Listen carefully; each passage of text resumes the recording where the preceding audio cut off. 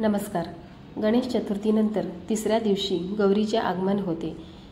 हा 3 दिवस चालणारा उत्सव आनंदात आणि मोठ्या जल्लोषात साजरा केला जातो. भाद्रपद शुद्ध सप्तमीला अनुराधा नक्षत्रात गौरी आवाहन केले जाते. ती एकटी येत नाही, तर त्या दोघी बहिणी येतात, म्हणून त्यांना ज्येष्ठा आणि कनिष्ठा गौरी म्हणतात. गौरी ही गणपतीची आई म्हणजे पार्वती माता आणि माता लक्ष्मीची थोरली बहीण मानली जाते. प्रत्येक घरात आपापल्या चालीरीती, कुळधर्म, कुळाचार यांचे पालन करून गौरी आवाहन, पूजन आणि विसर्जन केले जाते. काही बाहेरवाशीण म्हटल्या जाणाऱ्या गौरींचा मनोभावे पाहुणचार केला जातो. काही ठिकाणी गौरीला महालक्ष्मीही म्हणतात. गौरी आगमनाच्या दिवशी महालक्ष्मीची स्थापना करतात. कोकणात या सणासाठी मुली माहेरी जातात. कोकणात काही भागात फुलांच्या गौरीची पद्धत आहे. नदीवरून 5 खडे आणि गौरींची फुलं आणली जातात.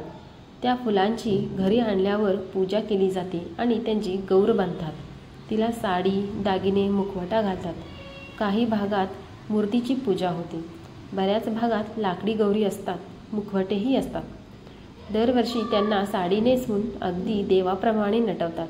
महिला आपल्या गौरीचा साजशृंगार प्रेमाने करतात. 2025 मध्ये गौरी आवाहन 31 ऑगस्ट 2025 रोजी रविवारी होईल. 1 सप्टेंबरला ज्येष्ठा गौरी पूजेचा शुभ मुहूर्त पहाटे 5:59 ते संध्याकाळी 6:43 वाजेपर्यंत आहे.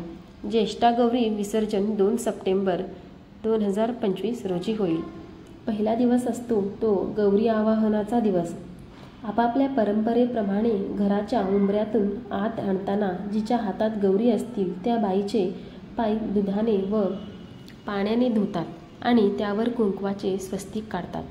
घराच्या दरवाजापासून ते जिथे गौरी बसवायच्या त्या जागेपर्यंत लक्ष्मीच्या पायांचे ठसे उमटवत गौरीचे मुखवटे आणतात. त्यावेळी ताट चमच्याने वाजवून किंवा घंटेने नाद केला जातो. यानंतर त्यांची स्थापना करण्यापूर्वी त्यांना घरातील समृद्धी, दूध दुभत्याची जागा दाखवण्याची प्रथा आहे. काही ठिकाणी लोक तेरड्याची रोपे एकत्र बांधून त्यांची प्रतिमा बनवतात व तिच्यावर मातीचा मुखवटा चढवतात. नंतर त्या मूर्तीला साडी नेसवून दागदागिन्यांनी सजवतात. पहिल्या दिवशी संध्याकाळी गौरीला भाजी भाकरीचा नैवेद्य दाखवण्याची पद्धत काही भागात, विशेषतः पश्चिम महाराष्ट्रात आहे. या प्रथेला गौरी आवाहन करणं असे संबोधतात. त्या दिवशी म्हणजेच ज्येष्ठा नक्षत्रावर गौरीची पूजा होते. सकाळी गौरींची पूजा आरती करून केलेल्या फराळाचा नैवेद्य दाखवतात. नंतर संध्याकाळी आरती करतात. पुरणपोळी, ज्वारीच्या पिठाची आंबील, आंबाडीची भाजी, 16 भाज्यांची एकत्र भाजी वगैरे पदार्थांचा नैवेद्यात समावेश असतो.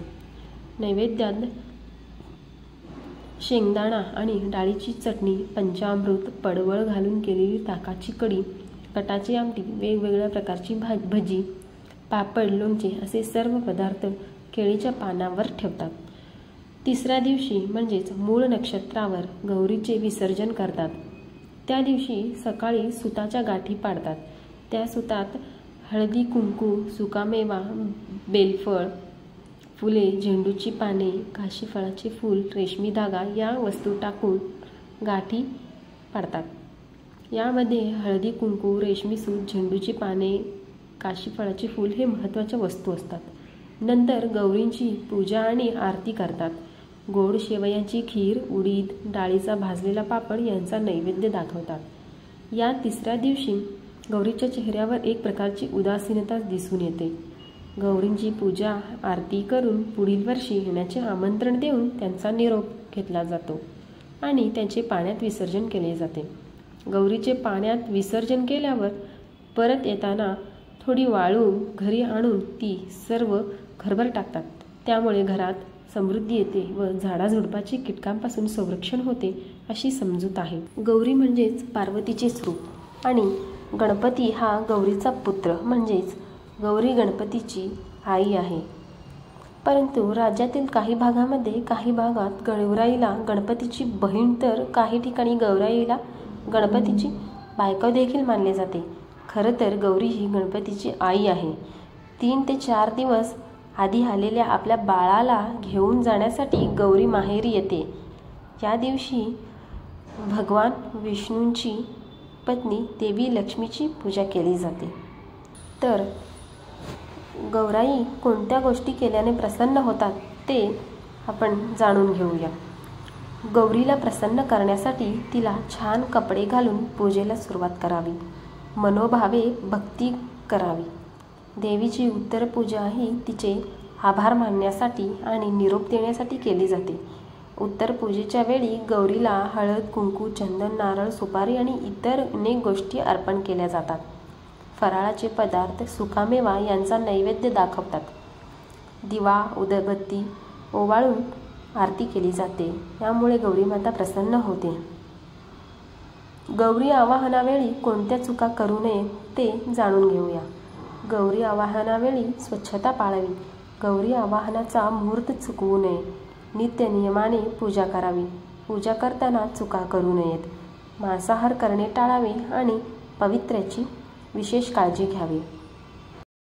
जर तुम्हाला ही माहिती आवडली असेल तर लाईक करा व अशीच नवीन माहिती जाणून घेण्यासाठी चॅनलला सबस्क्राईब करा. धन्यवाद.